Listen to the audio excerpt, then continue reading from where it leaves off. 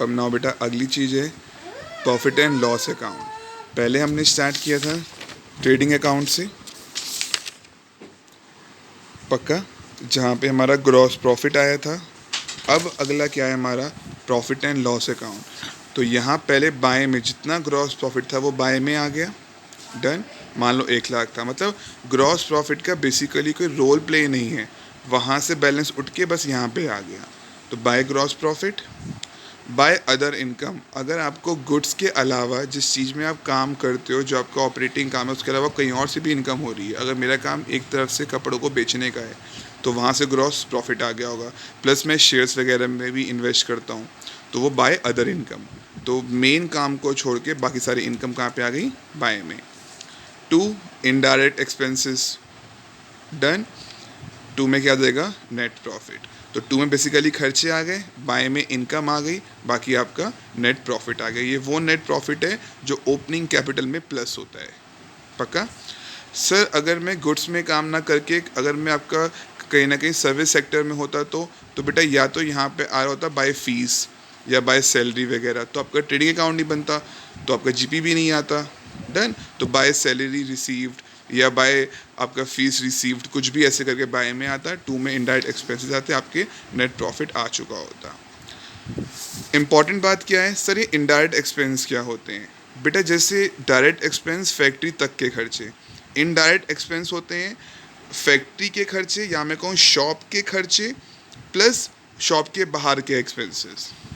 जैसे आपके selling expenses, अगर मेरा काम शर्ट्स को बेचने का है तो मैं जो शर्ट्स की पैकिंग कर रहा हूँ वो मेरे लिए कहीं ना कहीं सेलिंग एक्सपेंस हो गया। कई लोगों के लिए पैकिंग डायरेक्ट एक्सपेंस होता है, और कई लोगों के लिए जैसे मेरे पास शर्ट पैक्ड होके आती हैं तो जो मैंने पॉलीथीन वगैरह दी हैं वो कहीं ना कहीं सेलिंग एक्सपेंस हो गया, डन। तो जो बस इतना ध्यान रखना, इनडायरेक्ट एक्सपेंस जो कस्टमर यहाँ पे फैक्ट्री तक के थे, यहाँ कस्टमर को गुड्स पहुँचाने तक के खर्चे, या मैं कहूँ फैक्ट्री के खर्चे या फैक्ट्री के बाहर के खर्चे।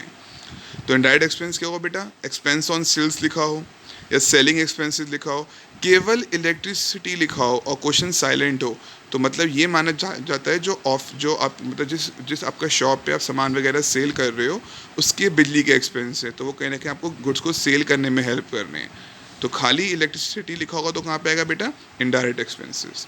जितनी भी सैलरी है, आप अपने स्टाफ को, सेल्समैन को सैलरी वगैरह पे कर रहे हो। कैरेज आउटवर्ड, किसी कस्टमर ने कहा कि जो सर आपका सामान है उसके घर तक पहुंचना है, तो आउटवर्ड मतलब कस्टमर तक पहुंचाने तक का खर्चा, तो उसे बोलते हैं कैरेज आउटवर्ड, या फिर होता है फ्रेट आउटवर्ड, बात एक ही है। तो इन सबको बोलते हैं कि आपका इनडायरेक्ट एक्सपेंसेस। अगेन ट्रेडिंग बोलो या आपका पीएनएल बोलो, दोनों ही क्या है, नॉमिनल अकाउंट, खाली एक्सपेंस और इनकम आती है। तो इस तरीके से हमने 2 चीज़ें कंप्लीट करी हैं, ट्रेडिंग क्या होता है, पीएनएल क्या होता है, और अब सिखा रहा हूँ बैलेंस शीट क्या होता है। बेटा बैलेंस शीट बिल्कुल okay, liability amount, assets amount, closing capital वही opening plus net profit plus capital introduce, तो यहाँ पे आएगा क्लोजिंग कैपिटल आ गई। आपने कोई लोन वगैरह लिया हुआ है वो आ गया, क्रेडिटर्स वगैरह आ गए, डन। फिक्स्ड एसेट्स आ गया, कोई करंट एसेट्स है, तो दोनों हमारे इक्वल आएंगे, डन। तो इस तरीके से ट्रेडिंग अकाउंट, पीएनएल अकाउंट और फिर बैलेंस शीट, इन्हीं को बोलते हैं फाइनेंशियल स्टेटमेंट। कल वाली क्लास में आपको मैं एक्सप्लेन कर दूंगा कि सोल प्रोप्राइटर के लिए फाइनेंशियल स्टेटमेंट कौन सी होती हैं, पार्टनरशिप फर्म के लिए कौन सी होती हैं और कंपनी के लिए कौन सी होती हैं। पता है ये बच्चा कहने को बेस क्लासेस हैं, मैं कहीं ना कहीं जो हर चैप्टर्स है ना उनके कुछ कुछ कॉन्सेप्ट्स को उठा रहा हूँ जो आपको वहाँ पे हेल्प करेंगे। वहाँ पे आपको जो क्वेश्चन दिया होगा वो पूरा एक दिया होगा, तो उसके हर एक पॉइंट पे यहाँ पे आपको रेस कर रहा हूँ। आपके पास एक फाइनल अकाउंट करके चैप्टर है, वहाँ पूरा ट्रेडिंग अकाउंट सिखाया जाएगा, पीएनएल सिखाया जाएगा और बैलेंस शीट। तो कहीं ना कहीं मेरी ये बेस क्लासेस में ही कवर अप हो गया, जब वहाँ होगा तो वहाँ फिर से होगा, डन। तो अभी 3 चीज़ सिखाई हैं आपको, ट्रेडिंग क्या होता है, पीएनएल क्या होता है, बैलेंस शीट क्या होती है, direct expense, indirect expense, stock वगैरह, AS2 क्या होता है, पक्का। नेक्स्ट